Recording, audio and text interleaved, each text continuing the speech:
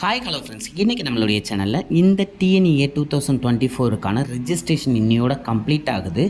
So உங்களுக்கு என்னென்ன மிஸ்டேக்ஸ்லாம் திருத்த முடியும், திருத்த முடியாது, டிஎஃப்சிக்கு போனால் அவங்க என்ன மாதிரி ஹெல்ப் பண்ணுவாங்க அப்படிங்கிற ரிலேட்டடான வீடியோ தான். ஸோ இது ரொம்ப இம்பார்ட்டண்டான வீடியோ. ஸோ அதனால் ஸ்கிப் பண்ணாமல் பாருங்கள். அதே மாதிரி நீங்கள் இன்னும் நம்மளுடைய சேனலை சப்ஸ்கிரைப் பண்ணாமல் இருந்தீங்கன்னா சீக்கிரம் சப்ஸ்கிரைப் பண்ணிக்கோங்க. வாங்க வீடியோக்குள்ளே போகலாம்.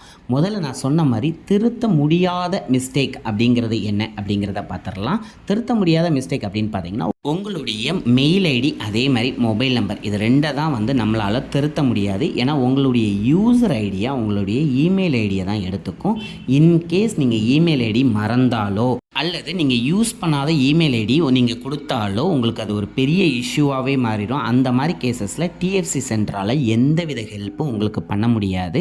ஸோ நீங்கள் என்ன பண்ணணும் அப்படின்னா ரீரிஜிஸ்ட்ரேஷன், அதாவது அந்த ரிஜிஸ்ட்ரேஷனை கேன்சல் பண்ணிட்டு நியூவான ஒரு புது ரிஜிஸ்ட்ரேஷன் தான் நீங்கள் க்ரியேட் பண்ணுற மாதிரி இருக்கும்.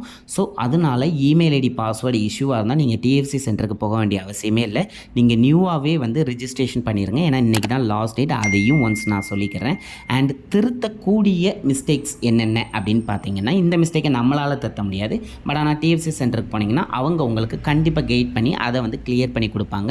அந்த வகையில் ஃபஸ்ட்டு மிஸ்டேக் அப்படின்னு பார்த்தீங்கன்னா, நிறைய பேர் என்ன செய்கிறாங்கன்னா அப்பாவுடைய ஜாபோ அல்லது அப்பாவோட இன்கமையோ மாற்றி கொடுத்துட்றாங்க. ஸோ அந்த மாதிரி கேட்டகரியில் நீங்கள் டிஎஃப்சி சென்டருக்கு போய் அவங்க ஒரு ஃபார்ம் கொடுப்பாங்க. அதை ஃபில் பண்ணி கொடுத்தீங்க அப்படின்னாலே அவங்க ஈஸியாக உங்களுக்கு அதை கரெக்ட் பண்ணி கொடுத்துருவாங்க. அதே மாதிரி உங்களுடைய கம்யூனிட்டி டீட்டெயில் நீங்கள் தவறுதலாக பண்ணியிருந்தாலும் அதையும் அவங்க கரெக்ட் பண்ணி கொடுப்பாங்க. அதே மாதிரி நிறைய பேர் என்ன தப்பு பண்ணுறாங்கன்னா, ஸ்கூல் நேமே சில பேர் தவறுதலாக கொடுத்துட்றாங்க. ஸோ அந்த மாதிரி கேட்டகரிலையும் டிஎஃப்சி சென்டரால் உங்களுக்கு ஹெல்ப் பண்ண முடியும்.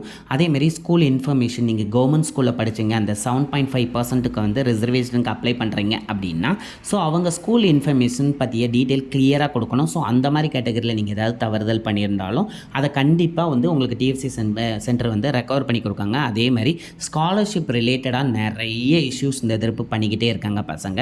ஸோ அந்த மாதிரி ரிலேட்டட் இஷ்யூக்கும் நீங்கள் நேராக டிஎஃப்சி சென்டருக்கு போய் உடனே அப்ளிகேஷன் கொடுத்தீங்க அப்படின்னா அவங்க கண்டிப்பாக உங்களுக்கு கிளியர் பண்ணி கொடுக்குறாங்க. ஸோ ஃபஸ்ட்டு நீங்கள் டிஎஃப்சி சென்டருக்கு மெயினாக நீங்கள் போகும்போது உங்களுடைய ஆதார் கார்டு அண்ட் உங்களுடைய கம்யூனிட்டி சர்டிஃபிகேட், அதுக்கப்புறம் ஒரிஜினல் சர்டிஃபிகேட்ஸ் எல்லாமே கையில் வச்சுட்டு போங்க. அப்படின்னா தான் அவங்க அதை பார்த்துட்டு நீங்கள் தான் அப்படிங்கிறதையும் ஐடென்டிஃபை பண்ணிவிட்டு உங்களுக்கான டீட்டெயிலை அவங்க கிளியர் பண்ணி கொடுப்பாங்க. அதுலேயும் மெயினாக உங்களுடைய மெயில் ஐடி அண்ட் உங்களுடைய மொபைல் நம்பர் மறக்காமல் கொண்டு போயிருங்க. எனக்கு இது ரொம்ப இம்பார்ட்டன்ட். உங்களுக்கு ஓடிபி ரிசீவ் ஆகும்போது அவங்களுக்கு சொல்கிற மாதிரி இருக்கும். அண்ட் நீங்கள் இப்போ டிஎஃப்சி சென்டர் போயிட்டீங்க அப்படின்னா அங்கே என்ன மாதிரி ஃபார்மாலிட்டிஸ் இருக்கும் அப்படின்னு பார்த்தீங்கன்னா, ஃபஸ்ட்டு அவங்க ஒரு ஃபார்ம் கொடுப்பாங்க. அந்த ஃபார்மில் உங்களுக்கு என்ன ரிலேட்டடான இஷ்யூ இருக்குது அப்படிங்கிறதையும் ஃபில் பண்ணிவிட்டு உங்களுடைய ஒரிஜினல் சர்டிஃபிகேட்ஸை காமிச்சிங்க அப்படின்னாலே அவங்களே கிளியர் பண்ணி கொடுத்துருவாங்க. இதில் மெயின் என்னென்னா, எந்த ஒரு டிஎஃப்சி சென்டரும் உங்களுக்கு கால் பண்ணி உங்களுடைய யூசர் நேம் பாஸ்வேர்டை கேட்க மாட்டாங்க. ஸோ அதில் மைண்டில் ரொம்ப கிளியராக வச்சுக்கோங்க.